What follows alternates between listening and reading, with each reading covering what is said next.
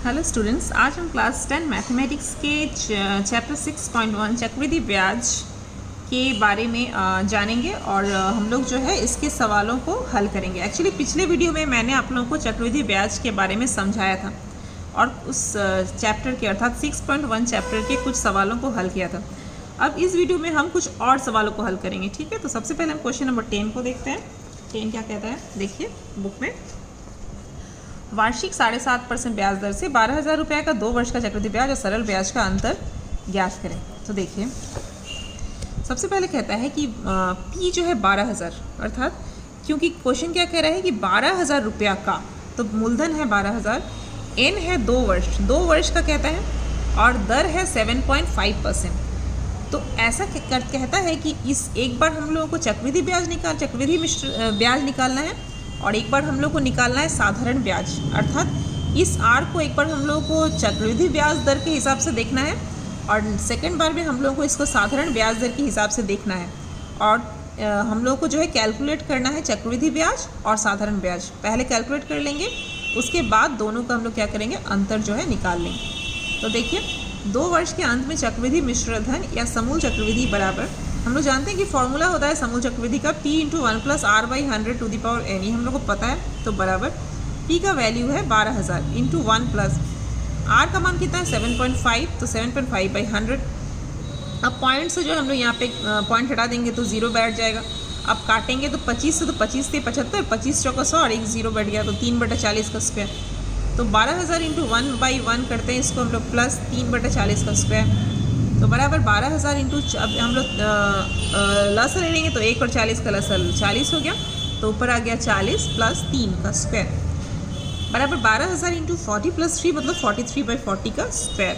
तो बराबर 12,000 × 43/40 × 43/40, इसको काटेंगे, जैसे हम लोग काट लेंगे, काटने से हम लोग कितना आ जाएगा 13,867 रुपया 50 पैसा।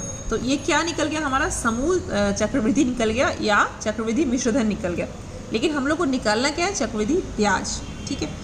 अच्छा, अब क्या है कि यदि अब हम लोग क्या करेंगे, चक्रवृद्धि मिश्रधन जैसे निकल गया, अब चक्रवृद्धि ब्याज निकाल लेंगे। तो चक्रवृद्धि ब्याज मतलब चक्रवृद्धि मिश्रधन में से मूलधन को हम लोग घटा देंगे। तो चक्रवृद्धि मिश्रधन इतना है 13,867 रुपया 50 पैसा, माइनस मूलधन है 12,000, तो घटा देंगे हम, तो आ जाएगा 1,867 रुपया 50 पैसा। ये हो गया चक्रवृद्धि ब्याज।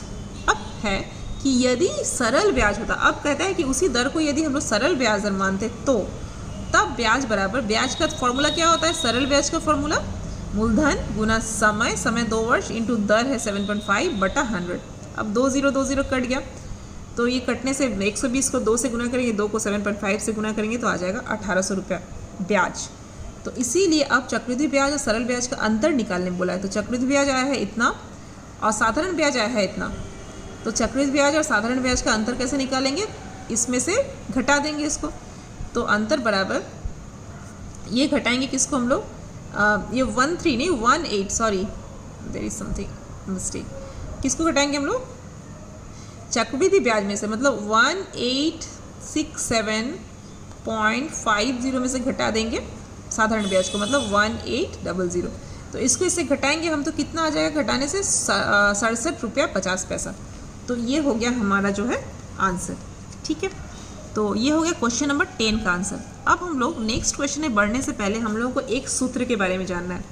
तो एक सूत्र और आपको एक्स्ट्रा जो है इस चैप्टर में जानना है। इसके पहले आपने कौन सा सूत्र जाना था, इसके पहले आपने जाना था कि समूल चक्रवृद्धि का सूत्र, ये आप लोग को पता है कि समूल चक्रवृद्धि का सूत्र है P × 1 + R/100 to the power n।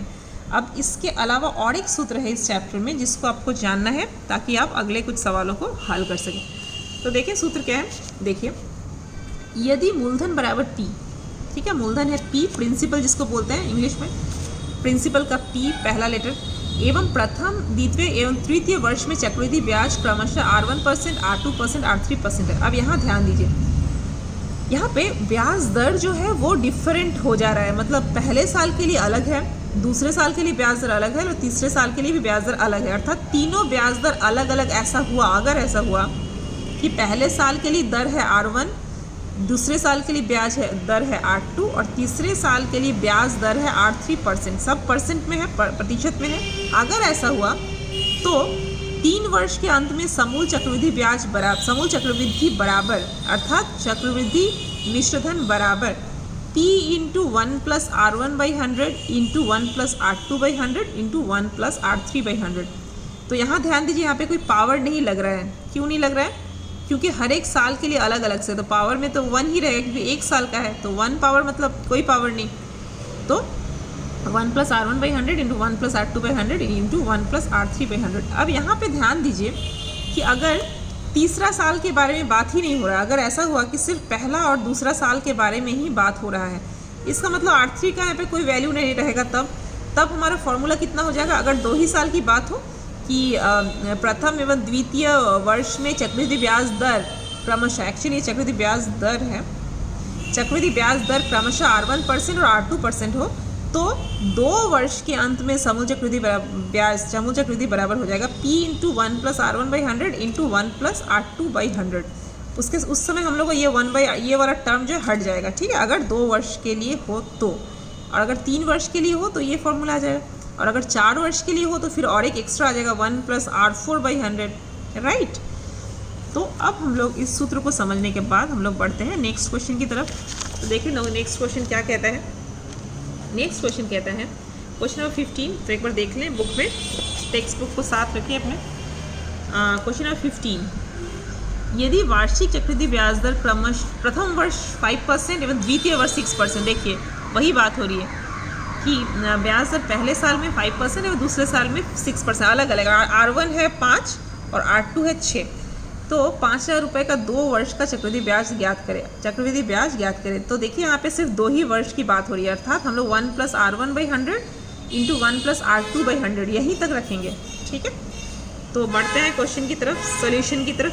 देखें P है 5,000, R1 है 5%, R2 है 6%, तो 2 वर्ष के अंत में समूल चक्रवृद्धि बराबर P into 1 plus R1/100 into 1 plus R2/100 बराबर 5,000 इंटू P का वैल्यू हम पुट कर दिए। P का वैल्यू कितना है? 5,000 इंटू 1 प्लस R1 का मान कितना है? 5, तो 1 प्लस 5/100 इंटू 1 प्लस R2 का मान कितना है? 6, तो 1 प्लस 6/100 बराबर 5,000 इंटू, अब इसको 1/1 कर देंगे, इसको भी 1/1 मानते हैं, तो 1 और 100 का लसा कितना हो जाएगा? 100, तो 100 प्लस 5/100 इंटू 100, यहाँ पे भी लसा 100, तो 100 प्लस 6/100, तो कितना आ जाएगा? 5,000 इंटू 100 प्लस 5, 105/100 गुना 100 प्लस 6, 106/100 बराबर।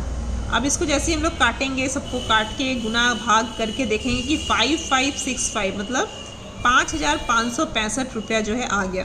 तो ये हो गया हमारा क्या? समूल चक्रवृद्धि, राइट। अब समूल चक्रवृद्धि तो आया, लेकिन क्वेश्चन में हमको निकालने के लिए क्या बोला है? चक्रवृद्धि ब्याज। तो चक्रवृद्धि ब्याज बराबर कैसे निकालते हैं? समूल चक्रवृद्धि में से मूलधन को घटा देते हैं। तो समूल चक्रवृद्धि 5565 माइनस मूलधन है 5,000, तो घटा दिए तो आ गया 565, 565 रुपये। तो इतना हो गया हमारा आंसर, ठीक है। तो आप लोग को जब भी चक्रवृद्धि ब्याज का सोल्यूशन करें, आप हमेशा देख लें क्वेश्चन में ध्यान से कि आपको समूल चक्रवृद्धि निकालने बोला है या चक्रवृद्धि ब्याज। अगर समूल चक्रवृद्धि निकालने के लिए बोले तब बस एक ही फॉर्मूला से हो जाएगा, और अगर आपको चक्रवृद्धि ब्याज निकालने के लिए बोले तो आपको याद करके समूल चक्रवृद्धि में से मूलधन को घटा देना है, तभी जाके आपको जो है चक्रवृद्धि ब्याज जो है निकलेगा, ठीक है। अच्छा, अब बढ़ते हैं हम नेक्स्ट क्वेश्चन की तरफ। तो नेक्स्ट क्वेश्चन है क्वेश्चन नंबर 20। एक बार बुक से देख लें क्वेश्चन नंबर 20 क्या कहता है।